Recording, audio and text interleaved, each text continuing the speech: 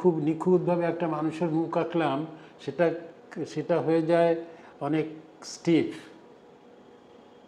তার মধ্যে ওই ইয়েটা থাকে না, ওই এটা বোঝাতে গেলে একটা আলাদা করে বলতে হয় আমাকে। মানে যেটা আপনার মনে আসছে বলুন না, ঠিকই তো। আর ব্যাপার হচ্ছে বিভিন্ন যে রকমের কালারটাকে ব্যবহার করেছে। রবীন্দ্রনাথের ছবি আমি মনে করি যে সে রবীন্দ্রনাথ বাইরে যখন গিয়েছে তখন সে বারবার বলেছে ও কথা যে বিদেশের লোকেরা আমার ছবি পছন্দ হ্যাঁ, করে, এটা উনি বলেছেন 1921 থেকে আমার 1927 ছবিগুলো এর এখানে মধ্যে। থেকে যাওয়াই ভালো, এরকম বলেছেন এক সময়। উনি নিজেও কখনো আমার মনে হয় না এদিকে কোথাও এক্সিবিশন করেছেন, যা করেছেন বাইরে বিদেশে। আমার ছবিগুলো বাইরের লোকের হ্যাঁ, জন্য ওরাই এরকম আছে। দেখুন, অদ্ভুত একটু অভিমানও আছে তার। অভিমানও আছে।